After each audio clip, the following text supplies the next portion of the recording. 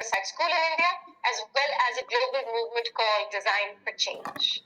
And to answer the question about what challenges both the Riverside and Design for Change are addressing, I'd like to actually look at it more as opportunities rather than either problems or even challenges. And I think it is to craft and design an education system that gets every child to believe in the power of I can, the idea of empowerment and student agency. And I remember when I started the Riverside School 20 years ago, my son encountered education that rewarded compliance over conversation. So as long as he was good and kept quiet and listened to whatever the teacher said, well, he got his results. And for me, I think that just wasn't good enough. So often children have been incidental to their learning program. So when I started Riverside, it was really to invite the student voice to be an equal and an important participant in the learning journey. And it was amazing. Amazing to see children demonstrate agency independent of age or gender or even demographics. So long we've looked at children through three lenses. One is age. We said, oh, you're so young. Wait, not now. When you're older, you will be agents of change. Or gender. Oh, you can. There are certain, possibilities for and opportunities for males versus females. Or it could be demographics, depending on where you're born. You will have, a journey in life. So once you remove these three filters, I keep saying, and lenses by which you look at your children, magic happens. And so at Riverside, I think crafting what I like to call an I can superhero formula to get every child to believe I can make the world a better place was really the greatest design solution that we made. So we made a little framework called 4 simple steps: feel, imagine, do, and share. And with this, what we call Fits for Kids, every child got that superpower. And so I think when we started seeing the agency in Chennai Riverside, I think it was just so important to take it beyond. So in 2009, when I launched Design for Change, it was a way to share this belief system with every child on the planet, being used by over 2 million children. And it is incredible. It is absolutely a humbling experience to see children use FITS to basically change their worlds, whether it is reducing the weight of the school bag or caring for the elderly, tackling bullying, or even stopping child marriage. They are changing the bad and making it the proud of their life. Okay, so just imagine children changing the world. So I think I'll stop sharing the video for now and just plunge into groups. Yay! Groups that have come up with projects. So now this is exactly what we do with schools. So it's amazing to now listen and see the various projects that are coming out. So project 1 from group 1, let's see. What did you list? What did you select out? How does it occur? Who is affected? And just understanding the problem. So group 1, representative, please. Good morning. Morning, Charles. Go ahead. Thank you. From group 1, we had 5 issues. One, the first problem was learners sharing water bottles in schools, and this might cause communicable diseases. Problem number 2 was how to eliminate cockroaches in houses. Then problem 3 was plastic pollution. Problem number 4 was lack of access to affordable sanitary towels for young adolescent females.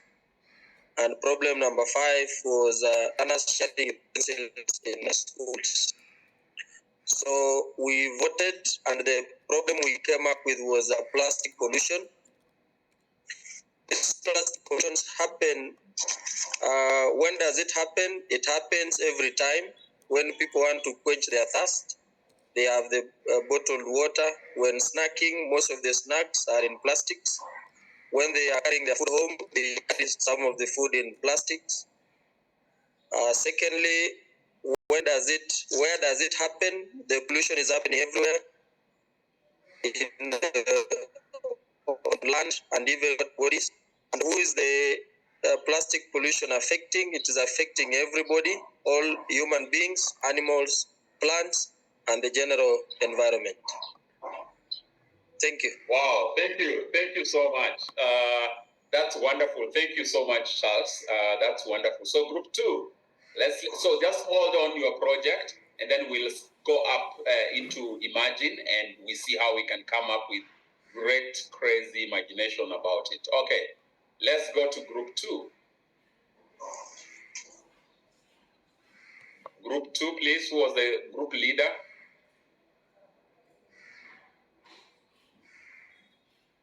Was it Millicent? Was it group 2? Or we can go to group 3 if they're still getting set. Yes, we can. I can talk about our group. I didn't know we had numbers. Oh, it was room 2, right? Okay, Millicent, yes. Okay, thank you so much.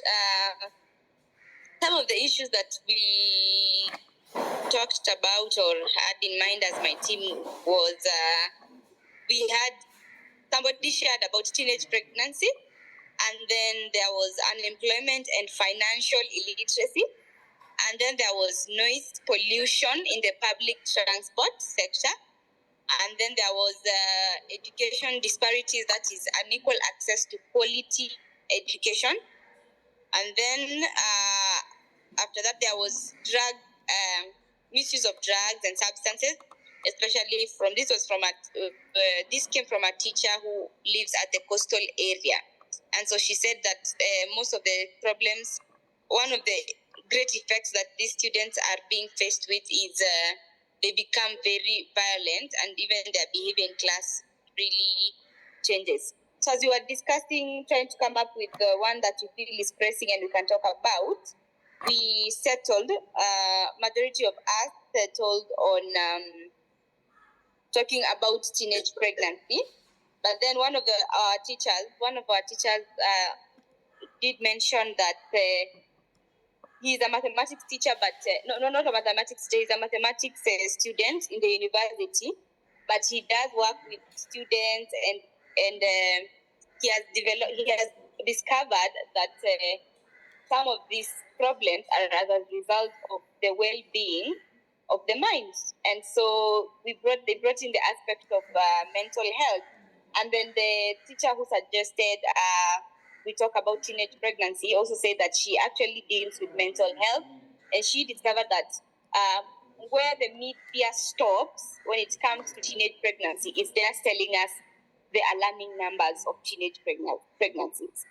And but so what can we do from there?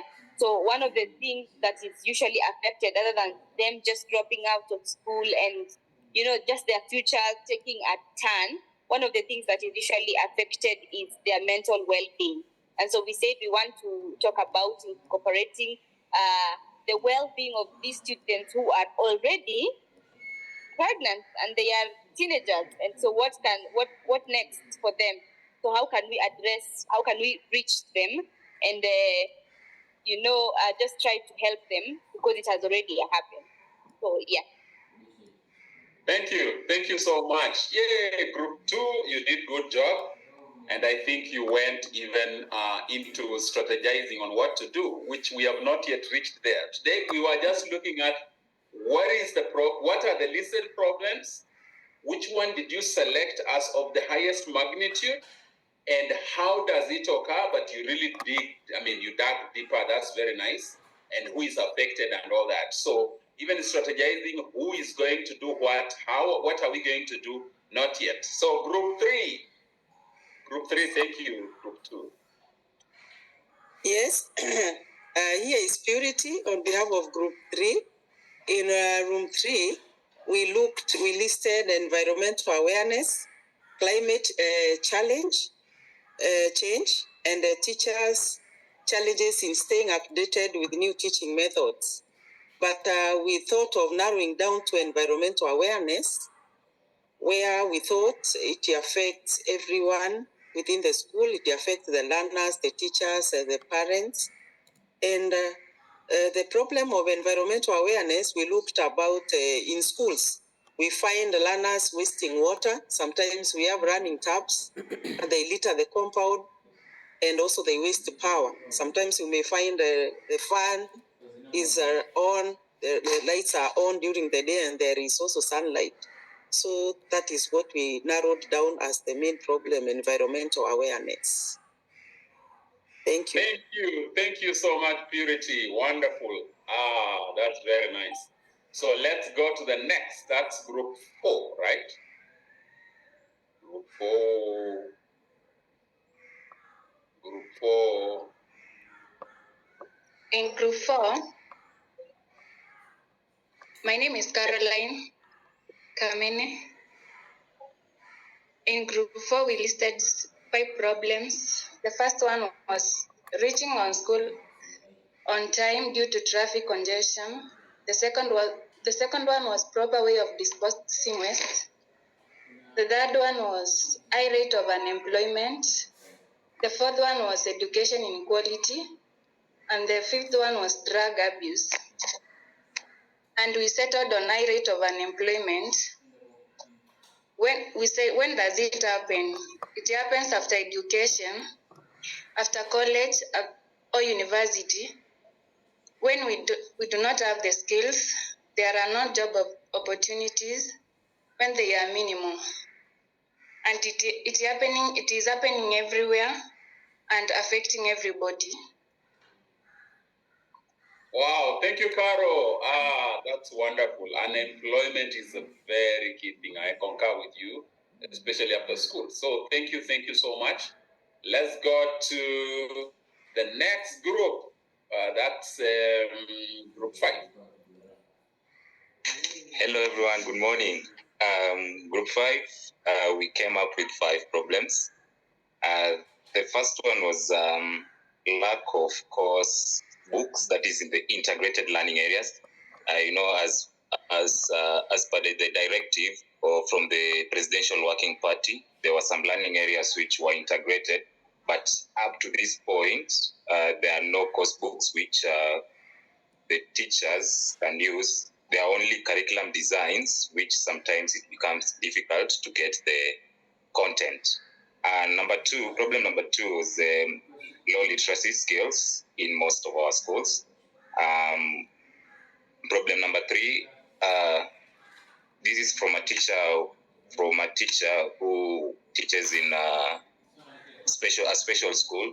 So it was lack of assistive devices. Those assistive devices, the devices that they use while teaching their learners, and said that they lack those assistive devices, or the ones which they have, most teachers do not have the skills necessary to operate them and use them in their classes. Problem number 4 was GBV, that is gender-based violence. And then number 5, we had food security. That is in some schools, there was no the government program that offers subsidized food programs which learners can afford. So we settled on low literacy skills, and we saw this is a problem that cuts across many of our schools, and it affects many of our learners. And since most of the subjects, that is learning areas, are in English, then we saw that when learners do not possess good literacy skills, then it's going to definitely affect them in their academic journey altogether. And so that's why we settled on low literacy skills. As is doing. Thank you so much, Mark. Thank you. That's well done, my brother. Just come and ask. And I love the gender sensitivity in leadership. I've seen ladies present. I've seen male teachers represent in the groups. That's very nice. We are doing very good. So, final, group 6, right? Oh, yeah, we are finished. Yeah. So now I think what we need to do is, you have taken learners through the field process, and sometimes we play in videos. I've just shown you which videos we'll share also many other videos to show them how other learners also have engaged in the same and all that, just as a motivation and all that. Then now we go to the imagine. So in this manner, you are developing the learners to really understand the problem solving and problem identification and all that, and design for change. I mean, design thinking pathway. So Daniel, you can now play the video. There's a short video about imagine, and then we plunge into a short presentation, and then we go back to our groups. Thank you.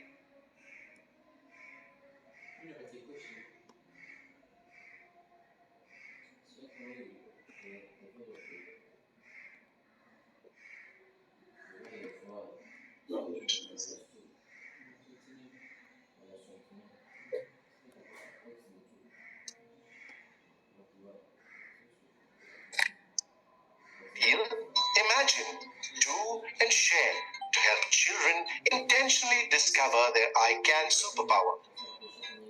We got it, Fits for Kids. In the previous video, we learned how to feel and see from our hearts and identify a challenge that we want to solve. In this video, we will share with you the second of the 4 steps, which is imagine. Imagine is about brainstorming and visualizing original, innovative, and out-of-the-box solutions to solve the chosen challenge. To get everybody's creative juices flowing, you could begin by doing some fun activities with the children. Place a chair in front and ask them to demonstrate 100 uses of it. Other than sitting on it, of course. You could play a game of crazy questions. Ask questions like, what did the frog say to the elephant? What did the pencil say to the pen? And so on. Expect and encourage some crazy answers, followed by giggles and a lot of laughter. The idea here is to open up the children's minds and unleash the power of their imagination. Now that our superheroes are motivated, divide the children into smaller groups and ask them to brainstorm all possible solutions to the chosen challenge. Remind them to reflect on the inputs of the users. Encourage them to be empathetic to their needs. Remember, we always need to design solutions with the user, not for the user. Let the ideas flow. Go for quantity. The more, the merrier. Ask the children to build on ideas of their friends instead of laughing at them. The craziest ideas sometimes end up being the best ones. You never know which haha moment can become a true aha moment. When thinking of solutions, encourage them to think beyond merely creating awareness by holding rallies, making posters, etc. Inspire them to find lasting solutions to the chosen challenge. Once there are a whole lot of ideas listed, introduce the children to a quality checklist. We call it the QBL principle. Q stands for quick impact. B stands for bold. And L stands for long lasting. Children's solutions need to have a quick impact. They need to be big and bold. And they need to have a long lasting impact.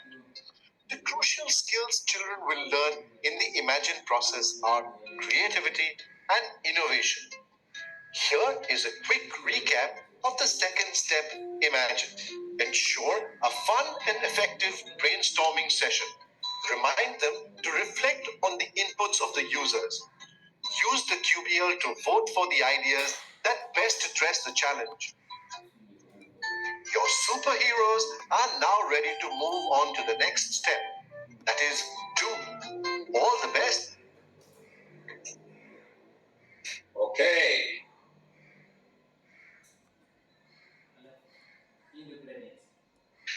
Yeah, thank you. Sorry. Okay, thank you so much.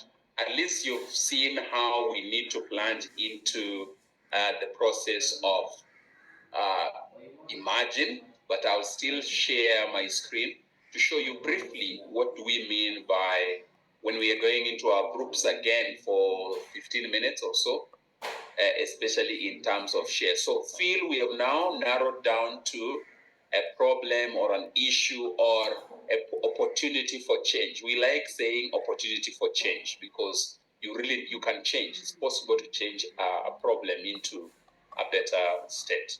So here it's a matter of brainstorming in terms of looking, thinking of wild ideas. Don't stop anyone from whatever kind of ideas, because we want to come up with even ideas that have not been done or such innovation. And then, so we'll have to list all those ideas or solutions that we are thinking about. Then we even illustrate them to have a better clarity. Then we look at the ideas that we also get long-lasting, impacting maximum number of people, because you're also looking at resources. So if we say, for instance, we want to do a project and fly people to the US, you can imagine how expensive that can be. Or you want to come up with a locally assembled helicopter. So you have to look at, is it realistic? Is it something doable? Is it long-lasting? Is it impactful? And so all that. And then we'll still plunge into voting for the ideas, because we might have various ideas about solving a particular challenge. But then we have to narrow down and vote out for the best idea that addresses each part of the situation, or that we are now going to implement to change the situation. I think that if that is okay, I'm just trying to say, like, for instance, I mentioned about shoe polish opener. Small thing that opens the container for shoe polish gets off. So a solution might be use a knife to open it. Can we hit to expand and open it? Can we design something to open it? So you see, all those are solutions and bold solutions, but then using a knife is risky. Heating up is risky still and takes more because of you have to get a flame and all that. But then developing something to open, open a kind of like open a soda or such, then it might be that bold because it's lasting, it's doable. You can use it without buying and all that. Yes, so that is what we are plunging in the step of imagine, and that step we have now look at the whole details in terms of how do we plan to implement the project. With that, we can now go back in our groups and then now look through the problem and how can we solve it. So we can give it 15 minutes, but remember now there is a toolkit at the end. It will show you how much time you need to take per step, the learners. So I think Daniel will get us back to our rooms to just discuss about various solutions, think crazy, and then now we narrow down again to one solution. Thank you.